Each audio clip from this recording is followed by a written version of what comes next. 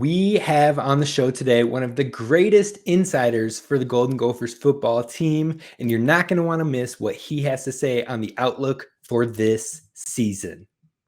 Locked On Golden Gophers, your daily podcast on the Minnesota Golden Gophers, part of the Locked On Podcast Network, your team every day.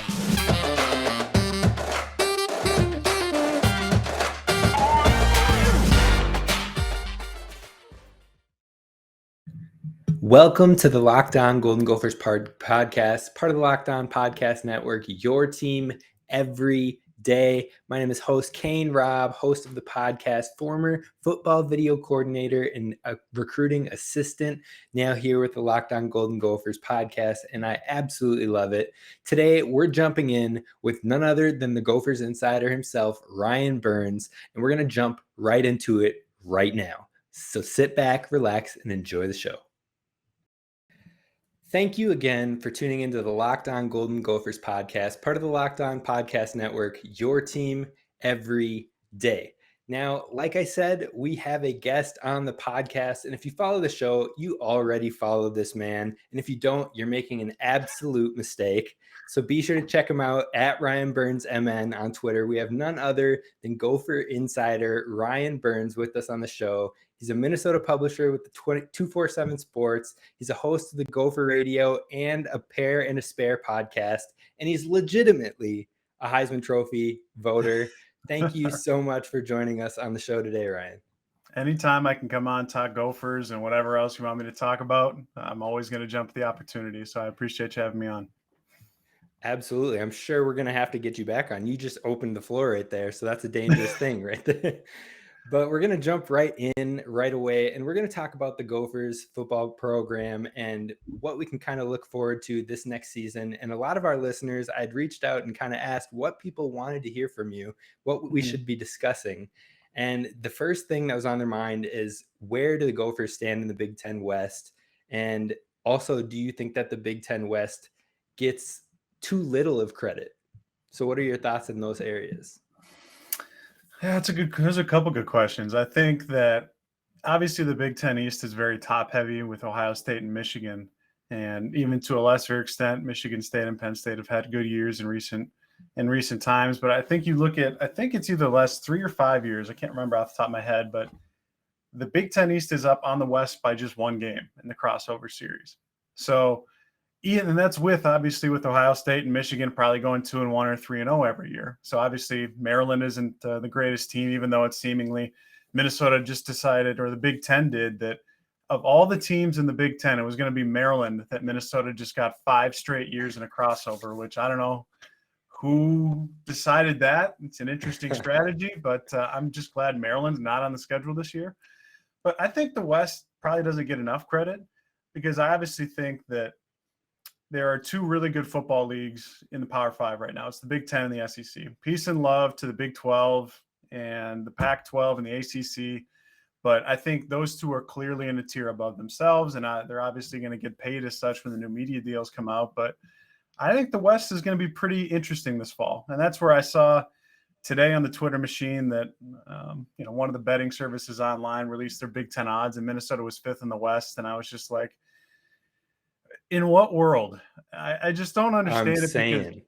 I don't understand it, because 2 of the last 3 years, we've come down to the last game of the season where Minnesota had a legitimate chance. You go back to 2019 when College Game Day was here. They had a chance at home to beat Wisconsin if they would have won it, gone to the Big Ten championship game in Indianapolis. Obviously didn't go their way. Or even last year, for all the trials and tribulations of the whole Bowling Green fiasco and the Illinois disappointment, if they just have, in the words of the Husker fans, the best 3-win team to ever grace the earth, if they have the breath to hold on to a 2-score lead at home in the 4th quarter against Iowa, Minnesota ends up in Indianapolis last year, and we're all just sitting here like, after all that. So I look at what Minnesota's got, and I look at the kind of the rest of the West here, and I just don't understand kind of where or how Minnesota's 5th. Now, again, I know some of it is Vegas, so it's where the money's coming in. But to me, if I had to go with what I think the West is like right now, I think I would have Minnesota and Wisconsin in a tier.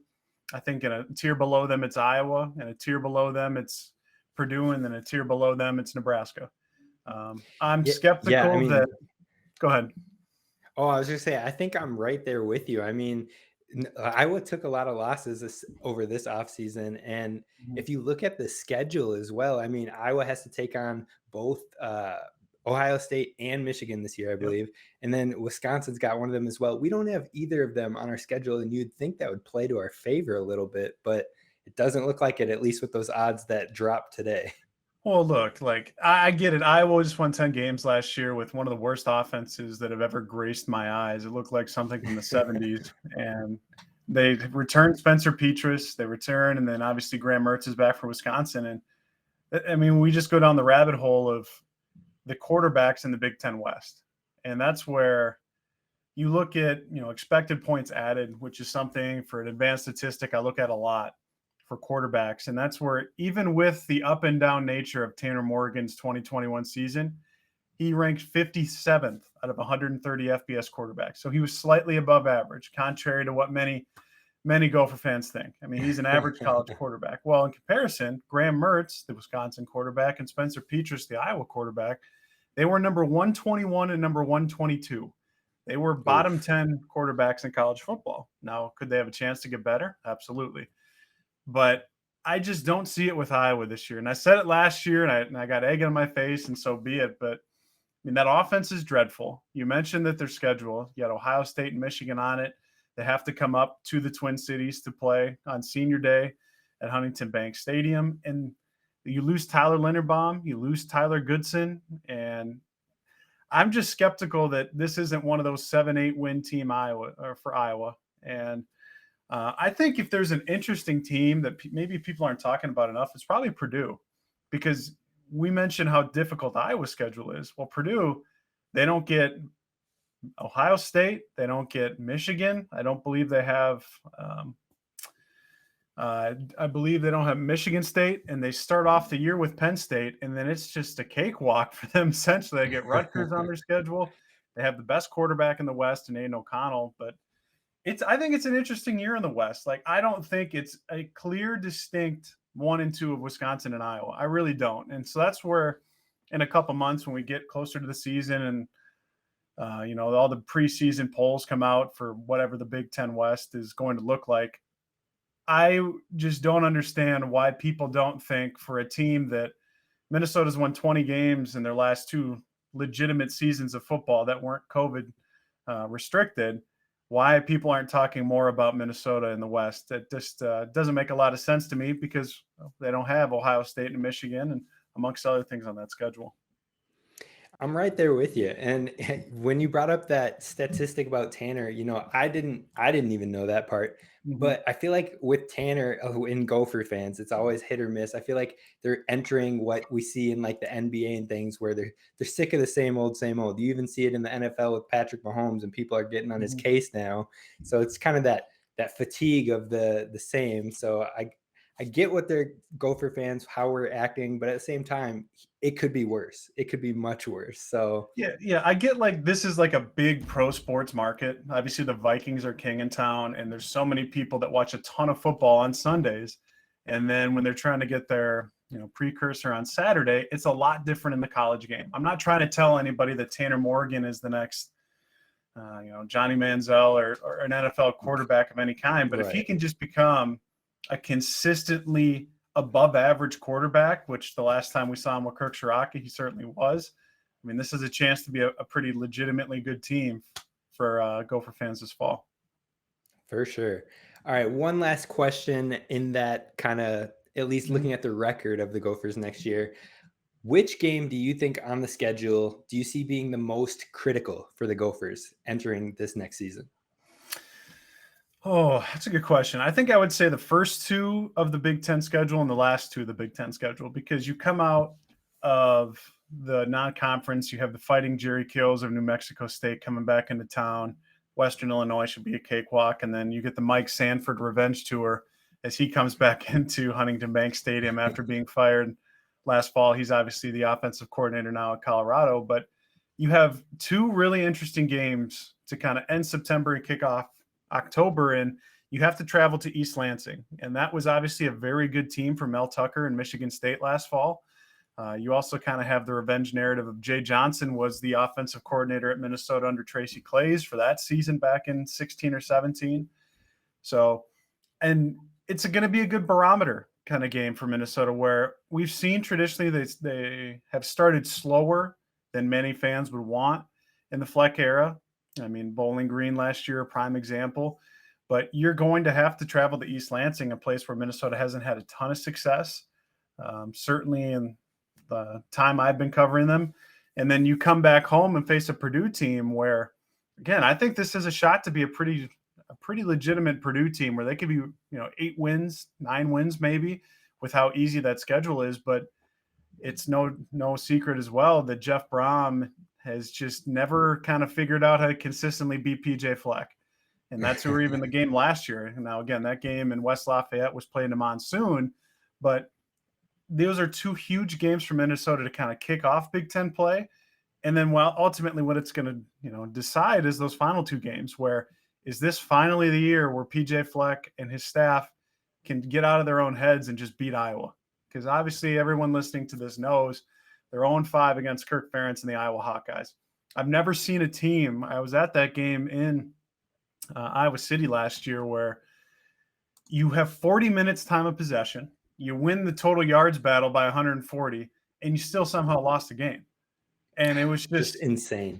It was insane, but it's seemingly that's what happens when Minnesota plays Iowa is they get too in their own head. And again, I look at this Iowa team the week before Iowa comes to Minnesota, they have to play Wisconsin. Minnesota gets them at home. And I just don't think it's a legitimately good offense if Spencer Petras is the one throwing the football around. And then obviously to end the season, you have to travel to Madison. Minnesota's won 2 of the last 4, should have been 3 of the last 4, but that overtime debacle that we saw in 2020 there last time Minnesota was at Camp Randall. So I think those 4 games, I know you want to win, but I think it's interesting to see how they kind of kick off Big Ten play, because then you get into the meat of the schedule of Big Ten play where you're playing the Northwesterns and the Illinois and the other crossover games.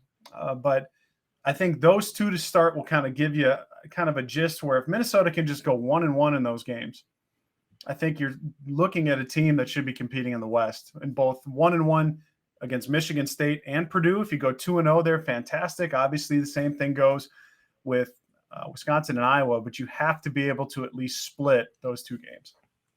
Yeah, I feel you. I think I'm right there with you on all of those. And I think for me, if I had to choose one, I'd be on that East Lansing game playing Michigan State, because I feel like if you head into Big Ten play, at least if you can dominate, that sets the tone. But if you can get a win in East Lansing and kick off Big Ten play, it could really vault the confidence of the team and how we're looking as we continue to barrel into the Big Ten schedule. But I'm right there with you.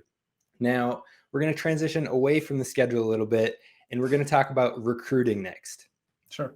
Now, Gophers fans are stoked with how things have been going so far. I mean, we have a ton of hometown talent staying here in the States thus far.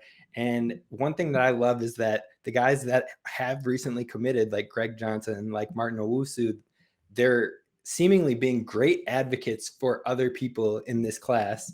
And so we've got Jackson Howard, we've got Elanius Davis, who we're hoping we can land here at Minnesota as well. But outside of those guys, because those are guys I feel like a lot of the fans are hearing about consistently, outside of those 2, who are some of the other 2023 recruits that fans should be keeping their eye on for the Gophers? Yeah, I mean, you look at where the as we currently sit here in time in second week of May, I think Minnesota's got a top 20 recruiting class right now. I think they're number 17 in the 24/7 sports ranks, those specific ones. Now, obviously, that'll ebb and flow quite a bit here before National Signing Day, but you are landing a lot of these in-state kids where you look at the 2 Prior Lake kids and Martin Owusu and Greg Johnson. I just saw them work out here a couple weeks ago, and both of them, I think we have Greg as the number 3 player in the state as a high 3-star. And then Martin Owusu had picked up 6, 7, 8 Power 5 offers in the last couple weeks. And they both get their offer from Minnesota and they both commit immediately. I mean, that's if you're the Gopher staff, that's how you immediately want it to go. Now, it's obviously Right. going to play itself out with Jackson Howard and Alinius Davis, but I would say both of them are going to be back on campus for official visits, probably that weekend of June 10th. And when you look at some other names to kind of watch, I think for people who really want to do some star watching, there's one kid by the name of Marquise Williams. He's a 4-star running back from Pennsylvania, someone that Minnesota has offered, someone that is obviously a 4-star player. Sounds like he's going to be here in June for an official visit. And I think you've seen how you can never have enough talent in a specific room, especially in this day and age of the transfer portal and the NIL. And so I think Kenny Burns, the running back coach, has obviously done a really good job there. You look at a 4-star from Illinois by the name of Damon Walters, a safety. Sounds like he's going to be back on campus for his 3rd visit in as many months for an official visit here in June. And, there's going to be other names that continue to pop up as well. I mean, there's one receiver by the name of Tamarcus Cooley, who has offers from places like Oklahoma, Florida, and they're legitimately committable offers. And he's a receiver. And he's going to be coming here on an official visit in June as well. And so that's where I can tell you that second weekend and 3rd weekend of June, when all the official visits kind of happen for PJ Fleck, I mean, it's going to be popping on campus with a bunch of kids. And that's traditionally where Fleck usually gets, he's going to be in the teens, if not high teens, by probably the end of June. So it's going to start to pick up here in just the next month.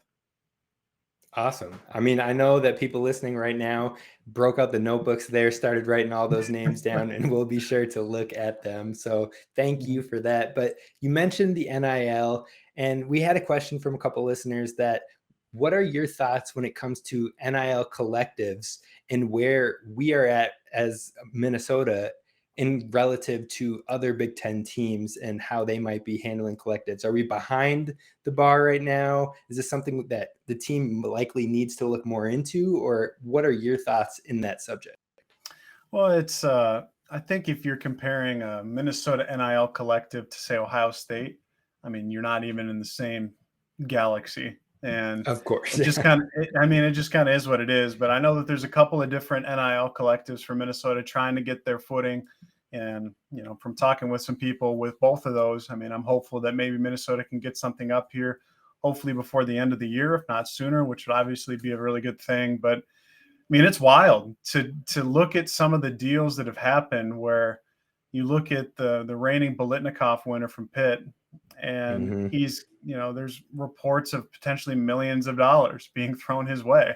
Or even if you look here just with the Gophers, I mean, Bucky Irving, the final 3 schools that end up being in contention for him were Oregon, USC, and Tennessee. I can assure you he got a healthy 6-figure deal from Oregon. Now, I'm not going to really kind of get into the logistics of that, but like, if you can go get 6 figures and, obviously Minnesota isn't in a spot with their collective right now to potentially offer you that.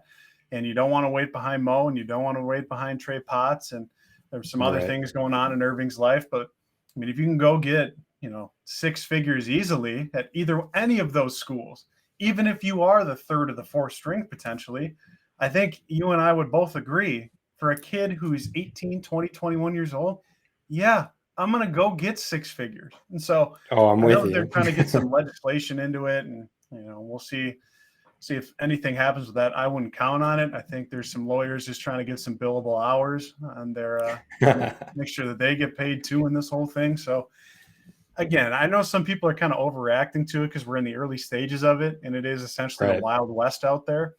But I think as more time passes and as more and more schools like Minnesota get their NIL collective going and whatnot, I think it'll kind of calm down and everybody won't be thinking, well, I don't like college sports again because the kids are getting paid. Like, that's where I think it's funny because, like, the new media deal that's going to be coming out for the Big Ten, like Minnesota's going to go from making 45 million in revenue from media to potentially 90 to 100 million. And you're thinking to yourself, well, it's doubling in size primarily because of football and men's basketball.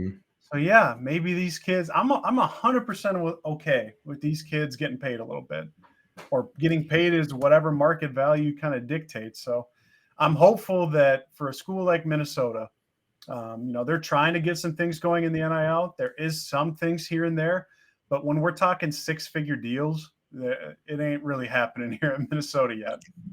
Right. And I mean, there's the potential if we can find the right connections. Like once a collective gets off the ground, gets going, we have some major Fortune 500 companies here. So if you can get the right type of connections and what growing, maybe further down the line, we can at least get competitive. But like you said, those six-figure deals aren't happening anytime soon. So it's not something to really count on. But I really like what you stressed as well.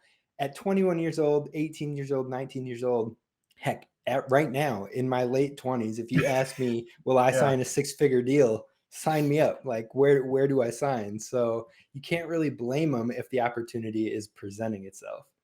No doubt. All right. No doubt at all. One last question when it comes to kind of building the program and whatnot. This one I thought was a little bit kind of a funner question is, do you notice any similarities in the building styles that we've seen from PJ Fleck in his beginning stages and now how we see that program is building up and what we are seeing from Ben Johnson on the basketball sides of things and how he is building? Any similarities or things that are encouraging to you? Yeah, that's a good question. I think, you look at PJ's row the boat culture thing, and I think that's probably like the number one question I get from whether it's local or whether it's Sirius XM or national radio is, is PJ authentic and is that row the boat thing authentic? And what I would tell you and your listeners is I've had countless interactions with PJ Fleck over the 6 years he's been here. And whether the camera's been on or off, whether it's in a press conference, whether it's in his office, whether it's at a camp, he's the same way he is each and every day. It's not just one Red Bull, it's 7 Red Bulls all the damn time. And again, I get it. It's off-putting to some people because within 15 seconds of meeting him, you're either going to love that energy or you're going to hate that energy. And there is no really gray area, which is a good thing, I think, in terms of in recruiting, because you're either going to want to love to play for that or you're going to know immediately this isn't my style. I don't have to waste my time here. Staff doesn't have to waste my time. And so I kind of bring that back into what Ben's trying to do with his whole, you fans have probably seen the hashtag, I think it's hashtag CTF, commit to family, where they're trying to get the right guys that want to be here. Now, again, you obviously want talented guys, and you have guys like that with Pharrell Payne and Jaden Henley, and obviously Dawson Garcia would be your headliner there. But I mean, they're trying to get guys that want to be here, that want to buy into, they know they were bad last year. They're well aware. But in this day and age of the transfer portal, they're obviously trying to kind of mitigate some of that, where you're trying to build a program with high school guys like PJ is trying to do as well. But you know that if you can get a talented transfer in here, like a Dawson Garcia, who is the first McDonald's All-American, or when he steps foot on Williams Arena in November to play for Minnesota since I believe Chris Humphreys back in 2004.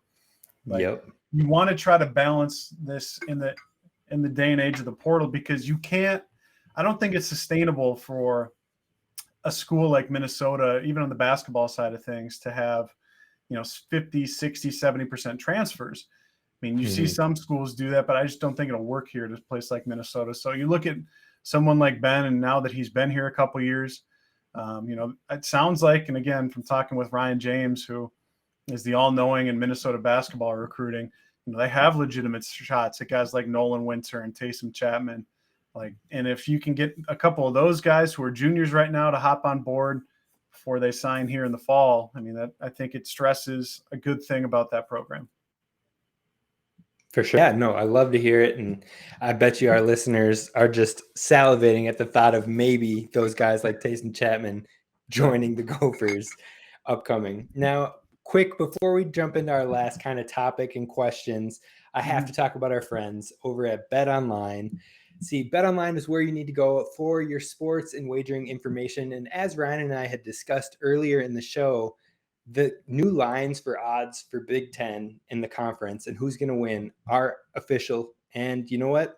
If you're the type that thinks the Gophers are going to win this year, or at least compete and have good odds at that, we're currently sitting at 5th in the Big Ten West and 9th in the Big Ten Conference at odds of 28-1. So before that number shifts, before people start getting wise and whatnot, if that is your thing, now would be the time. You can find all the information on those odds over at BetOnline, where the game starts.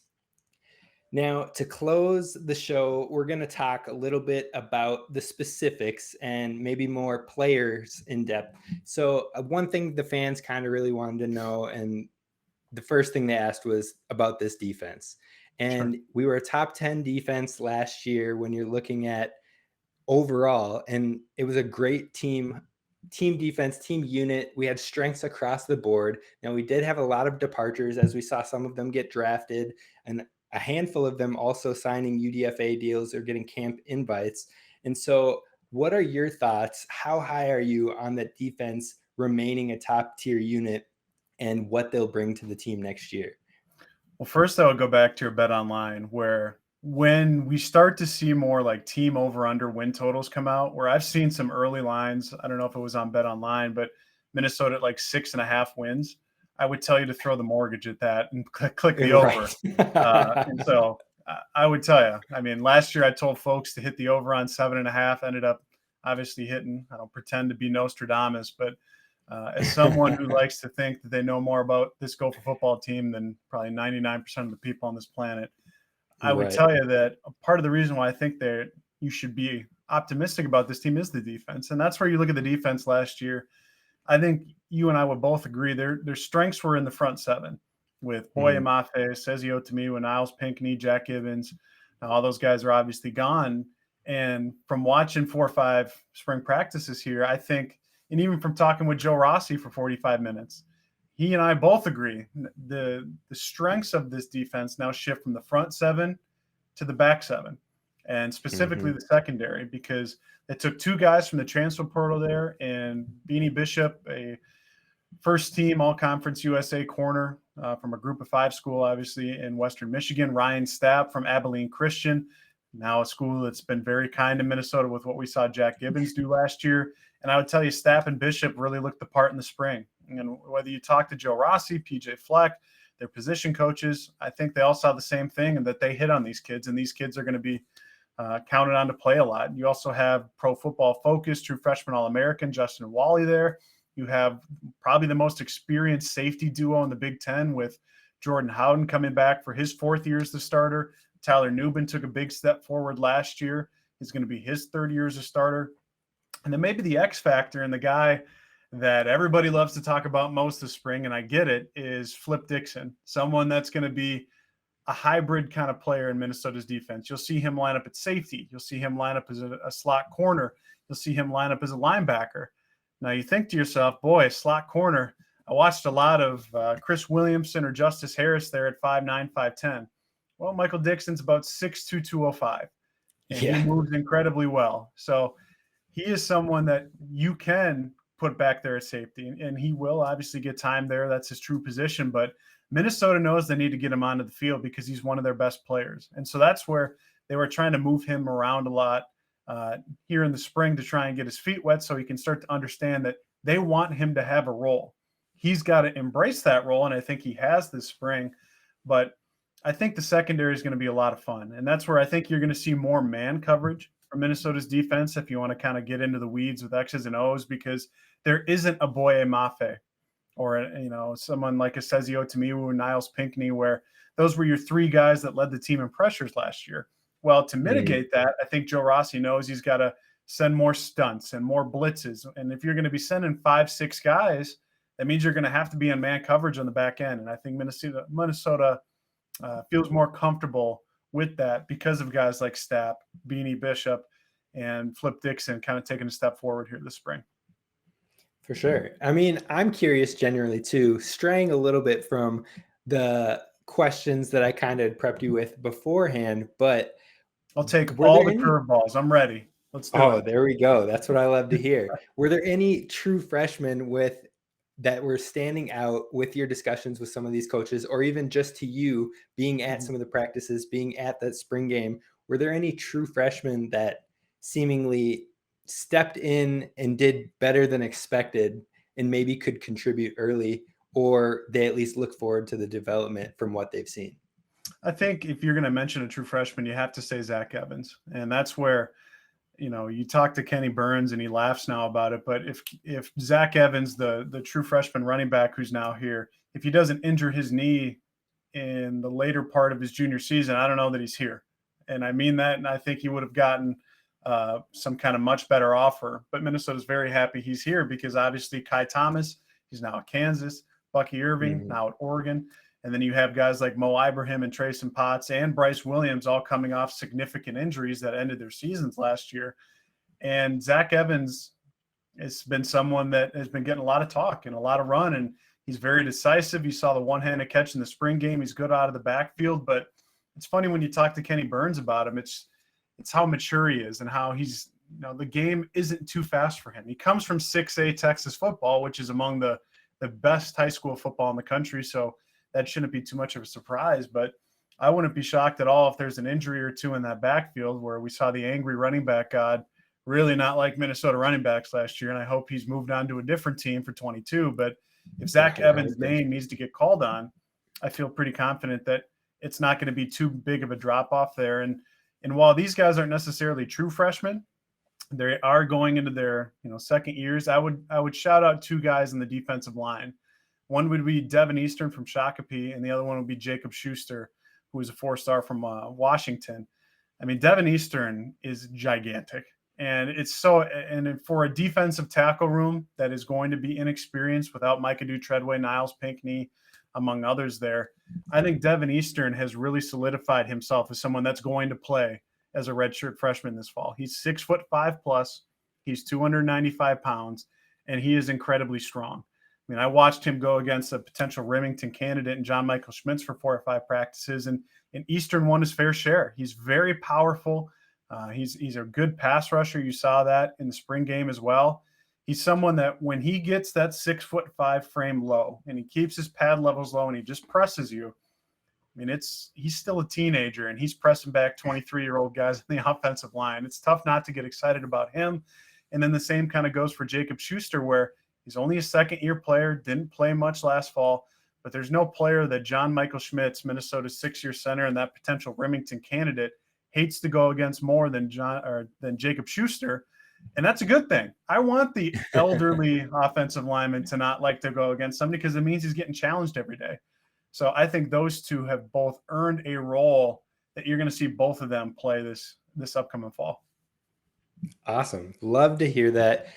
Great nuggets. I mean, I've been talking about Devin Eastern on this podcast just because I'd watched him in high school a little bit. And so to hear that just gets me revved up and gets me excited to actually see him kind of work his way into some meaningful minutes early. So that'll be awesome to see. Now, before we wrap up the show, I have 2 more questions for you. One of them is a curveball and one of them I kind of prepped you on. And the curveball question is, watching the spring game, especially in the second half, once you're getting kind of those starters and those key rotational players kind of off the field and you're seeing more of the depth pieces you have, was it at all concerning to you that our offensive line throughout that spring game gave up 7 sacks, or I would have to pull my notes up again, but quite a few sacks in that second half of that spring game. Do you think the depth that offensive line is something to be concerned about?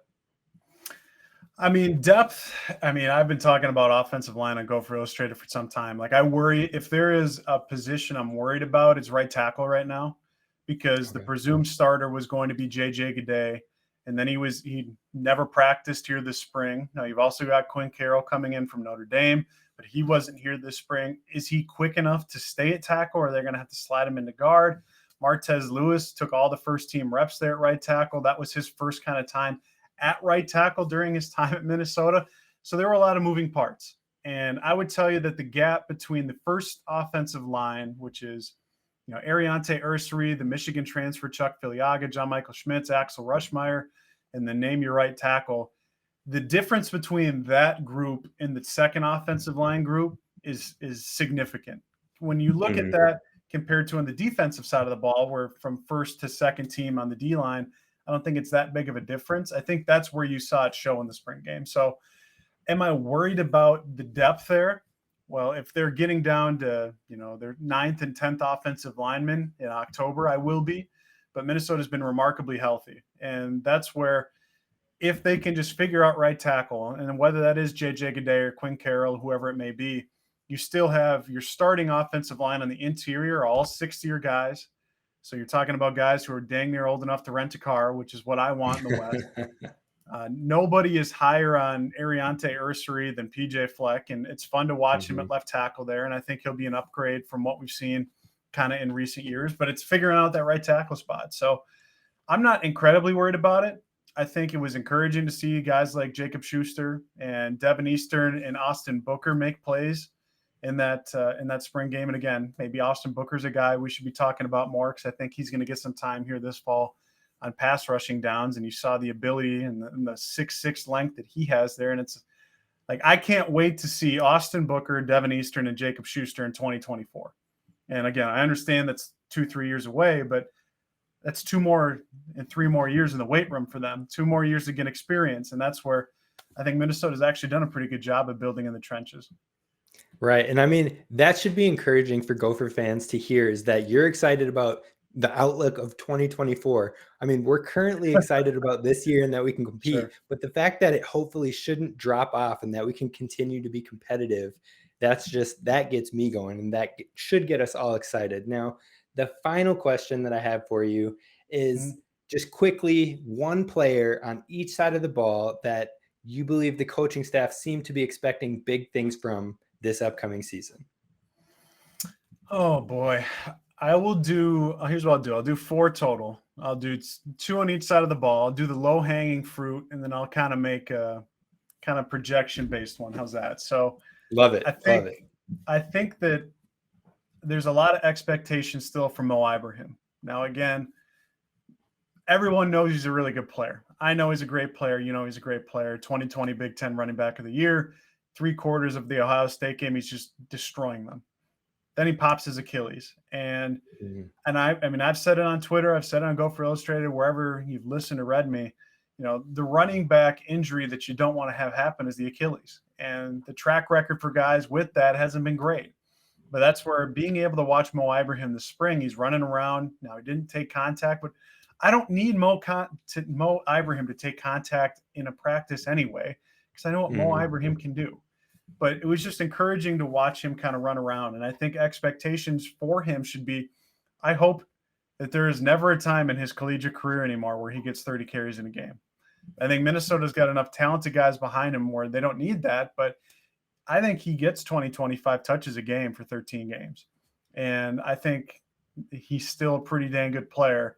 And from what I've heard internally, from what I saw with my own 2 eyes, they're expecting pretty big things from him. And then I feel like I talk about him now. This will be the 4th year, and people are probably tired of hearing about it. But if, for the love of all that's holy, if this isn't the year for Brevin Spann-Ford, I've so firmly planted myself on that island that I can't even get out for the price of real estate for what Brevin Spann-Ford's island looks like now.